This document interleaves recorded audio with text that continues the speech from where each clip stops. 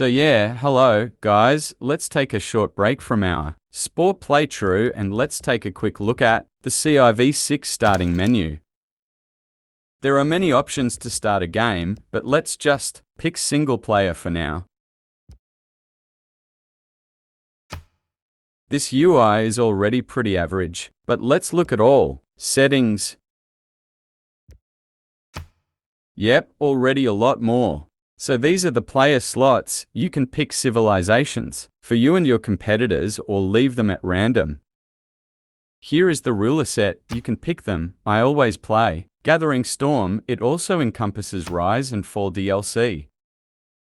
This is the difficulty setting. Yes, pretty self-explanatory. Settler is the easiest, Deity the hardest.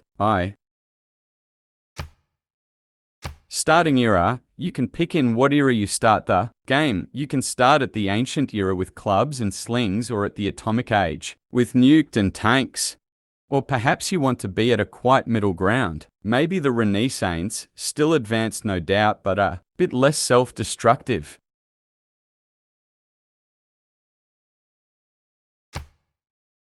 Now onto game speed. This is how fast a standard game will take in questions of production, science, culture, basically everything that can scale will scale. Accordingly, I'll hover them so you can see the effects.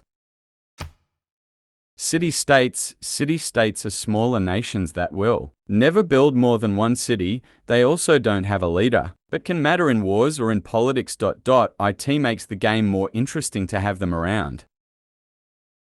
Disaster intensity. Natural disasters and pollution were added with the Gathering Storm DLC. It just adjusts how strong natural disasters will be. Setting it on O will disable them. Now, this is very important towards a game. This is the map type, basically what kind of map the seed generator will give us. There are a lot of them actually. There are also preset maps that are representations of normal Earth or some parts of Earth. These true start location will make a civilization spawn on a normal Earth map at the exact point of where they are nowadays normally. So yeah, definitely a lot to pick from. There's also a little side text on the side that is a short description of what the seed generator will make of this map type.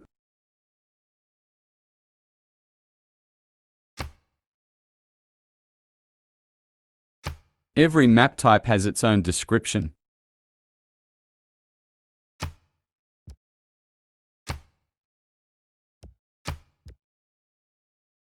Map size. The map size adjusts how large the map will be, and also limits the player count the smaller the map gets. So yeah, here you can limit what CIVs can spawn. I always play with all on.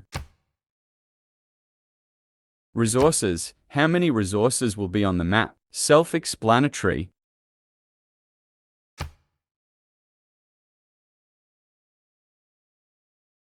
It's the same with city-states. You can choose which are allowed to spawn. I also always play with all of them on. Same with natural wonders again.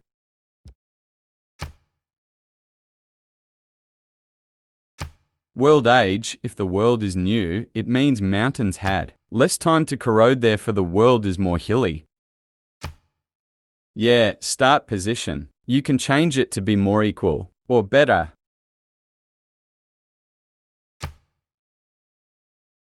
Temperature. If it's hotter, there will be more rainforest and desert. If colder, then more tundra and ice.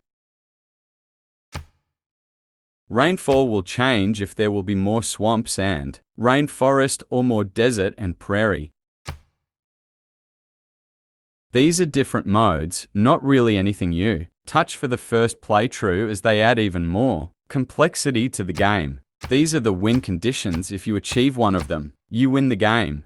You can also turn only a single one of them if you want a single victory conditions, or if you dislike specific conditions, turn on multiple win conditions. For example, if you like it simple, you can turn on only science or domination victory, like in Civ1.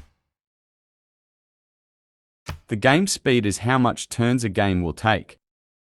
You can set by game speed, which is until the year 2050 on all game speeds. I believe it doesn't change. When you change the game speed the years also just get slower with lower game speeds.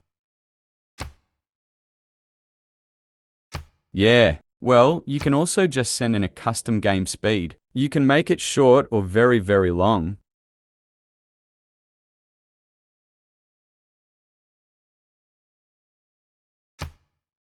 Now my favorite is no turn limit. I know that it disables the score victory condition, but I don't like the ending preemptively.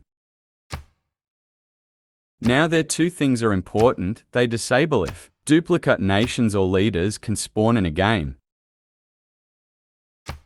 Let's just select Persia 2 times as our players.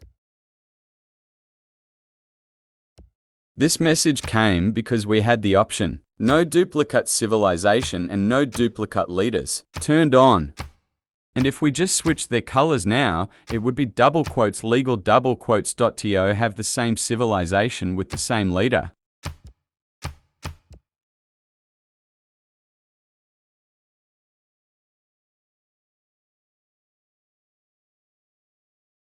So yeah, no barbarians mean that no barbarians can spawn. I would recommend leaving them on. They are a challenge in the early time the game as they are not a real civilization, not even a city-state, but different tribes. Team Vision, it just means that if you're allied, you share maps with them. Tribal villages should always be on. They are little tribes that don't even count as players and can't build units or buildings. If you walk onto these villages with a unit, you get a small bonus.